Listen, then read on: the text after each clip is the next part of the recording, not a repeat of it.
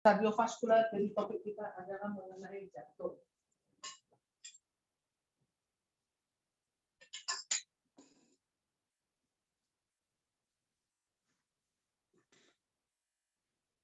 Kontraksi otot jantung.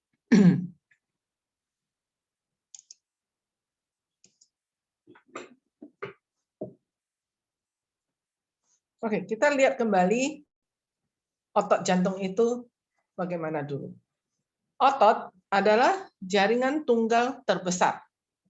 Ada beberapa tipe, ada yang striated muscle, ada yang non-striated muscle, dan ada lagi yang sekarang yang pagi ini akan kita pelajari adalah cardiac muscle. Sebagai transducer biokimia, merubah energi kimia menjadi energi mekanik. Oke. Apa syarat daripada otot adalah dia bisa mensuplai energi, bisa mengatur aktivitas, ada hubungan dengan operator,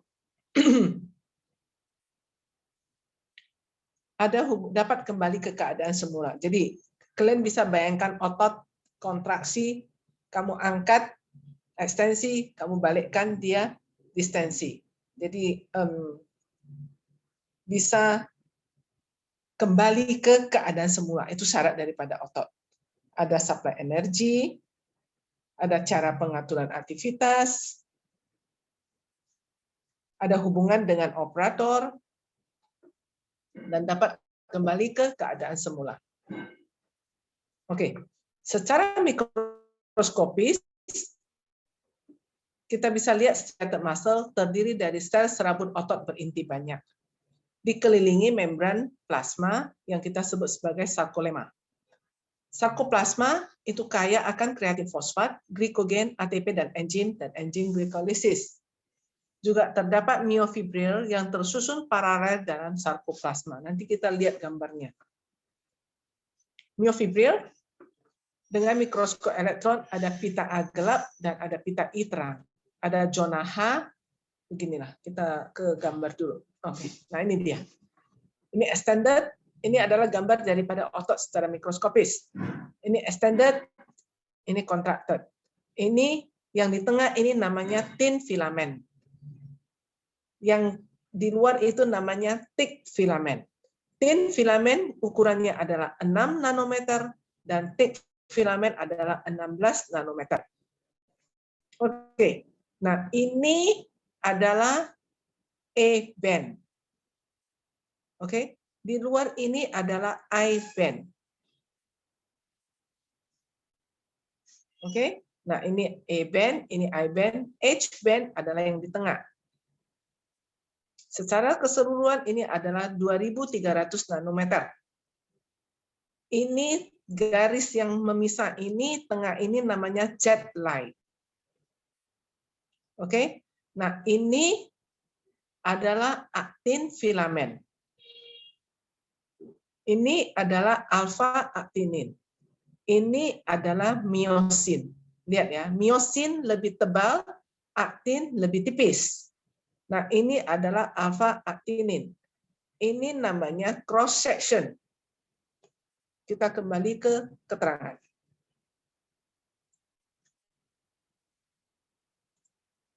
Miofibril dengan mikroskop elektron ada pita A gelap dan ada pita I terang. Zona H adalah bagian tengah pita A yang kurang padat. Garis Z membagi pita I sangat padat. Sarkomer adalah regio antara dua garis Z, yaitu unit fungsional otot. Oke, nah ini dia. Pita A, garis Z, pita I, dan H-band yang lebih tebal.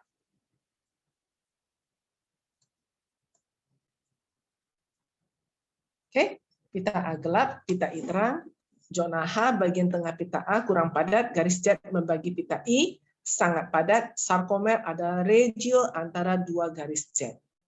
Mana dia? Mana garis Z? Regio antara dua garis Z itu adalah sarkomer, yaitu satuan fungsional daripada otot. Oke, Myofibril pada potongan melintang dibentuk dua filamen longitudinal, yaitu filamen tebal dan filamen tipis. Filamen tebal itulah pita A, banyak mengandung protein miosin. Filamen tipis itulah pita I sampai dengan pita A, lebih banyak protein aktin, troponin, dan troponin. Nah, ini dia. Filamen tipis dan filamen tebal. Oke, nanti kalian bisa lihat lagi pelan-pelan. Udah ya. Nah, ke protein otot berperan pada gerakan tingkat organ yang terdiri dari lebih besar dari 20% massa fibril otot adalah protein otot. Jadi protein otot itu berperan pada gerakan tingkat organ. Ada G-aktin, ada tropomyosin. Ini semua adalah protein. G-aktin bentuknya globuler, dengan adanya ion magnesium akan berpolimerasi menjadi aktin F. Oke? Tropomyosin berbentuknya adalah fibrosa, ini adalah bentuk dari protein, terdiri dari dua rantai yang terikat pada aktin F. Oke, ini adalah G-aktin, ini adalah F-aktin. G-aktin bentuk globuler, dengan ada ion magnesium polimerasi menjadi aktin F. Berarti sebelumnya dia akan berada dalam bentuk G-aktin, berpolimerasi dengan adanya magnesium akan berpolimerasi membentuk F-aktin. Oke, tropomyosin dan troponin ini semua melengket pada F-aktin. Kamu lihat gambar ini. Tropomyosin, troponin. Yang hitam ini troponin, yang seperti pita itu tropomyosin. Ini aktin F, ini troponin, tropomyosin, ini troponin.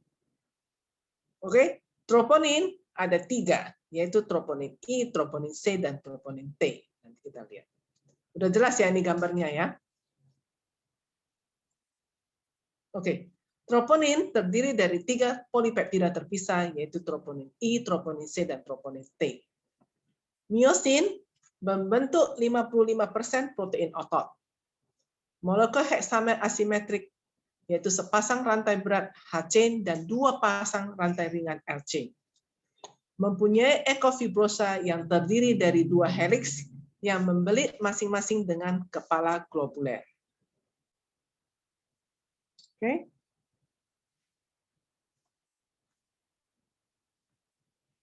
Ada yang mau bertanya sampai di sini? Ini sekilas mengenai protein otot.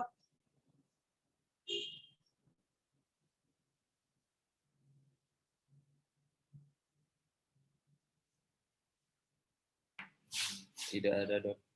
Tidak ada, kita lanjut. Nah, ini ada beberapa protein-protein yang penting di dalam otot, yaitu titin, nebulin, alfa-aktinin, desmin, distrofin, calcineurin, dan myosin binding protein C.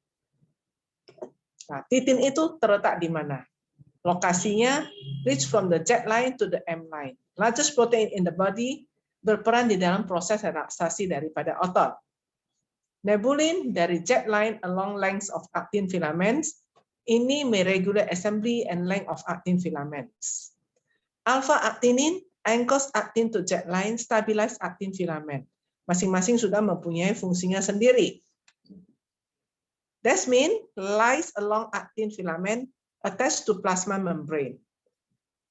Distrofin attached to plasma lemma, defisiensi di dalam Duchenne muscular dystrophy, yaitu suatu mutasi pada gen ini juga bisa menyebabkan terjadinya dilated cardiomyopathy.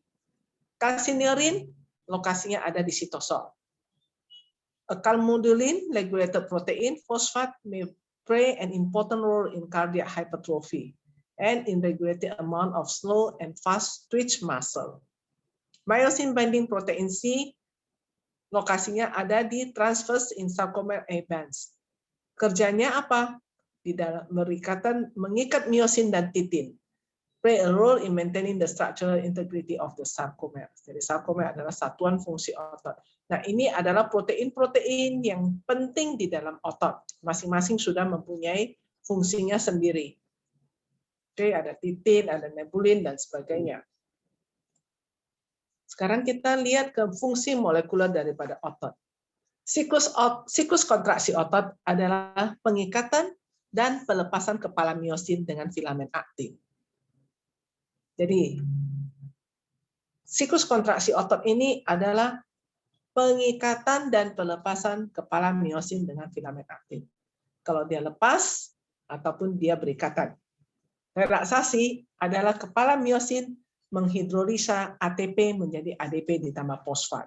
Terjadilah relaksasi. Kontraksi, kepala miosin berotasi menjangkau aktin F. Terjadi pelepasan produk hidrolisa ATP atau kita sebut sebagai power stroke.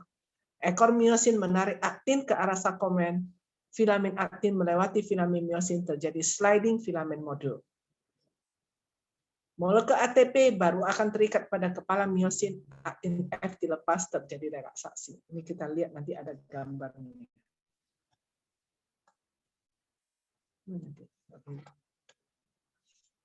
Oke, nah kita tahu, saya ulang sekali, yaitu kepala miosin dan filamen aktin. Ini dua yang berperan. Oke, ATP berikatan dengan miosin. Dari sini dibantu dengan H2O terjadi ADP fosfat miosin. ADP fosfat miosin berikatan dengan aktin menjadi aktin miosin ADP fosfat. Aktin miosin ADP fosfat mengalami fosforilasi, keluarlah ADP ditambah fosfat, tinggallah aktin sama miosin. Aktin sama miosin ditambah dengan ATP, terjadi aktin miosin ATP. Aktin miosin ATP keluar aktinnya, tinggal ATP miosin. Oke, nah ini adalah siklus daripada kontraksi otot. Saya ingatkan kembali. Relaksasi, kepala miosin menghidrolisi ATP. Dilepaskanlah ADP tambah fosfat. Disinilah terjadi relaksasi. Kalau berikatan kembali dengan ATP, disinilah adalah kontraksi. Oke? Nah, ini siklus mengarah ke kontraksi, ini siklus mengarah ke relaksasi.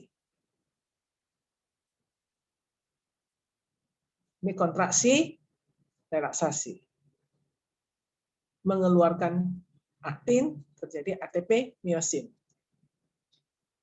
Oke? Aktin F dilepas, relaksasi. Aktin ditangkap, kontraksi. Jadi pelepasan kepala kontraksi dimulai dari pengikatan dan pelepasan kepala miosin dan filamen aktin. Kontraksi, kalau dia menjangkau aktin, terjadi pelepasan produk hidrolisa ATP, ekor menarik aktin, sliding, itu nanti ada slide-nya. Kalau kita lihat kembali slide ini, nah ini adalah sliding, ini extended, mengalami sliding, kontraksi kembali.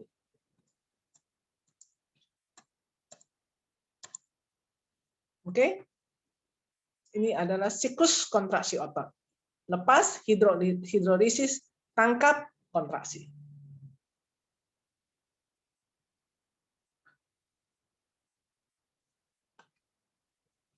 Oke, ada yang mau bertanya sampai di sini?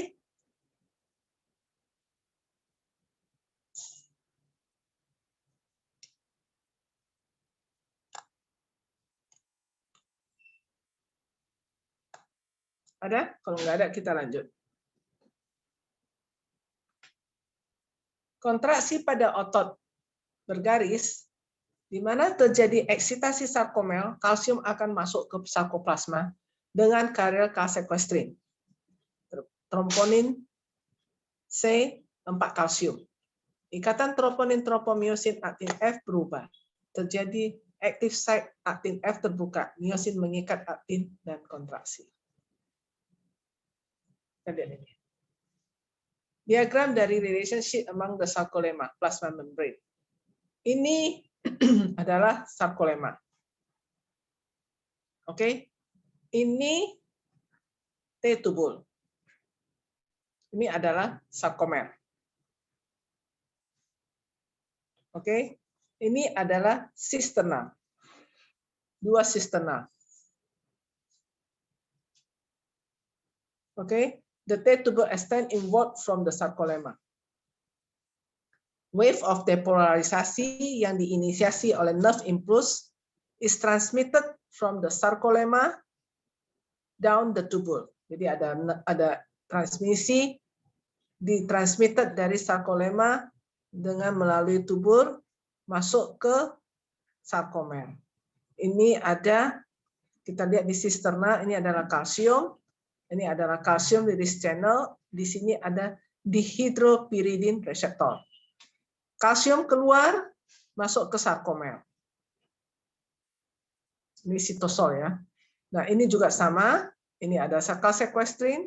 Kalsium dari sini bisa kembali lagi ke sisterna melalui kalsium ATPase. Oke, kita baca ini ya. Wave depolarisasi yang dimulai dari nerve impulse, transmit dari sarcolemma down the T-tubule is then conveyed to the calcium release channel. Ini calcium release channel atau reseptor di sini. Masuk. Mungkin dengan melalui dihydropyridine reseptor, so calcium voltage channel yang akan ditunjuk di close proximity. Jadi keluarnya kalsium dari calcium release channel ini ke dalam sitosol akan menginisiasi terjadinya kontraksi. Oke, nah sesudah terjadi kontraksi, kalsium ini akan dipompa balik ke dalam sisternol melalui sarkoplasmik retikulum oleh kalsium ATPase dan disimpan di sini berikatan dengan kalsequestrin. Oke, saya kasih singkat aja.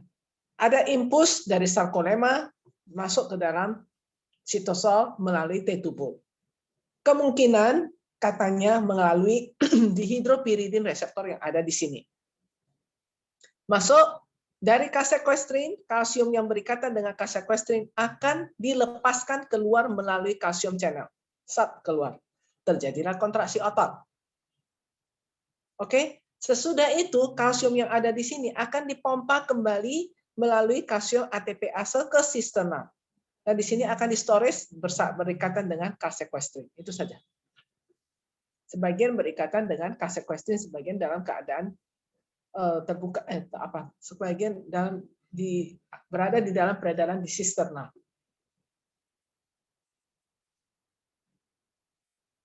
Ada pertanyaan? Mengerti? Ya, tapi dok. Oke. Ini aktin myosin interaksi di dalam striated and smooth muscle. Ini ada aktin, myosin, tropomyosin, ini di striated muscle, ini di smooth muscle. Inhibitor ini semua ada di sini hanya untuk menunjukkan jenis-jenis dari striated muscle dan smooth muscle. Dan di mana lokasinya, apa kerjanya protein dari muscle filaments di striated muscle yang ada adalah aktin, myosin, tropomyosin, dan troponin. Yang di smooth muscle, non-smooth muscle ada aktin, myosin, dan tropomyosin. Mereka tidak mempunyai troponin. Spontaneous interaksi dari aktin dan myosin pada striated muscle ada, pada smooth muscle tidak ada. Inhibitor dari aktin F-aktin myosin interaksi ada di troponin system. Di sini unphosphorylated myosin P light chain. Kontraksi pada striated muscle diaktifkan oleh kalsium, pada smooth muscle juga kalsium. Direct effect daripada kalsium, kalsium berikatan dengan troponin C. Karena di striated muscle ada troponin. Sementara pada smooth muscle tidak ada troponin, sehingga kalsium berikatan dengan calmodulin. Efek daripada protein bound kalsium, troponin C. 4 kalsium antagonis troponin E inhibition. Di sini adalah calmodulin karena dia tidak ada troponin. Oke. Kita lihat ke metabolisme ATP otot. ATP dibentuk melalui proses anaerobik glikolisis dan aerobik glikolisis. Anaerobik glikogen menjadi glikogenolisis dan bla bla bla bla sampai membentuk ATP. Oke, kreatin fosfat dibentuk saat otot relaksasi. Fosfat ditambah ADP membentuk ATP. Pada maraton terjadi metabolisme aerobik. Ada fosforilasi oksidatif, sumber energi utama adalah gula darah dan free fatty acid. Nah, itu semua sumber energi utama yang akan membentuk ATP, sumber metabolisme utama. Jadi ada aerobik glikolisis, ada metabolisme aerobik, ada kreatin fosfat, dan ada fosforilasi oksidatif. The multiple source of ATP in muscles. Kita lihat ya. Kreatin fosfat, muscle kontraksi, fosforilasi oksidatif, glikolisis, muscle fosforilasi. Ini semua sumber ATP di dalam tubuh. Oke? Paling sederhana adalah glikolisis menghasilkan ATP. Masa glikogen, masa fosforilasi menghasilkan glukosa 6-fosfat, glikolisis menghasilkan ATP. Kontraksi otot menghasilkan ATP, membutuhkan ATP dan menghasilkan ATP, adenilat siklase. Kreatin fosfat, kreatin fosfokinase membentuk ATP juga. ATP ini untuk kontraksi otot, melepaskan miosin, ADP ditambah fosfat. Fosforilasi oksidatif yang terjadi pada respiratory chain juga menghasilkan ATP.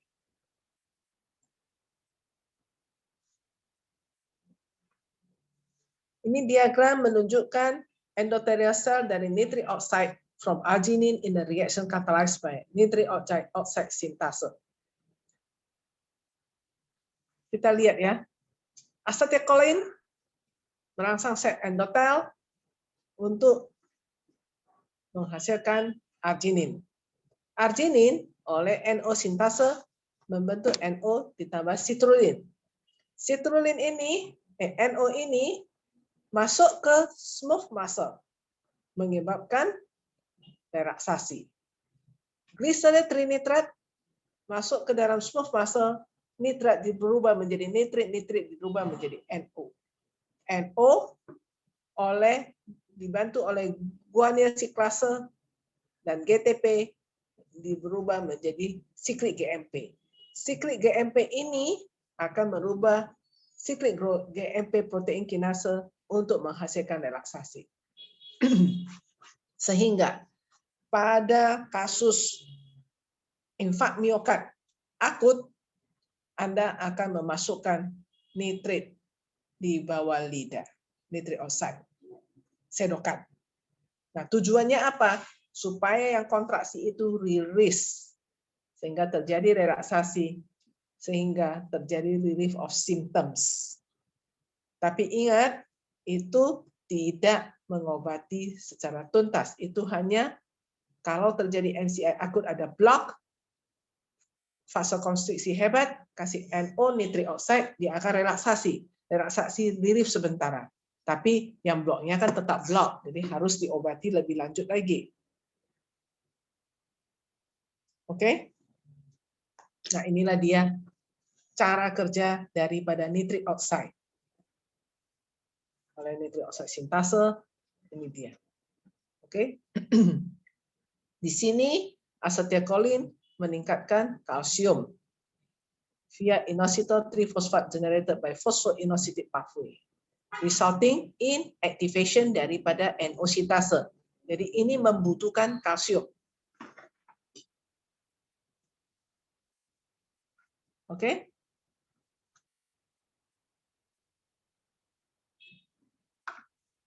Jadi ini nitroglycerin is so entering the smooth muscle cell, where this metabolism also leads to formation of NO. Ini cepat dia. Kalau kita dari sini kan kita butuh waktu. Oke? Nah, inilah cara kerja daripada sedokat nitroglycerin. Ada yang mau bertanya sampai di sini? Oke, kita sampai ke topik paling penting dari kuliah kita hari ini, yaitu cardiac energy metabolisme. Bagaimana sebenarnya cardiac energy metabolisme ini? Ada 3 komponen utama, yaitu substrat utilisasi, penghasilan energi oleh rantai pernafasan, dan ATP transfer dan utilisasi. Kita lihat substrat utilization. Pertama, energi itu semua berasal dari makanan. Oke? Proses ini melibatkan selular uptake dari asam lemak, bebas dan glukosa melalui beta oksidasi dan glikolisis, di mana hasil metaboliknya akan memasuki siklus Krebs. Kemudian, penghasilan energi oleh rantai pernafasan. Fosforilasi ADP dari mekanisme ini akan menghasilkan ATP fosfat yang berenergi tinggi, yang merupakan sumber utama energi jantung. Yang ketiga, ATP transfer dan utilisasi, itu melalui creatine kinase energy shuttle. Kita lihat gambar. Ini udah ya, kalau belum silakan baca sekali lagi. Saya kasih waktu 1 menit, baca sekali lagi. Supaya nanti di belakang gambarnya kita tidak bingung.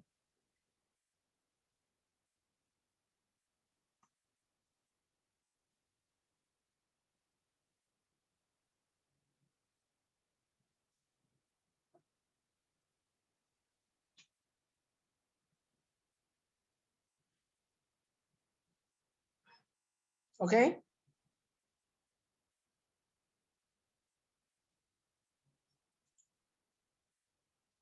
Kalau oke, saya akan lanjut.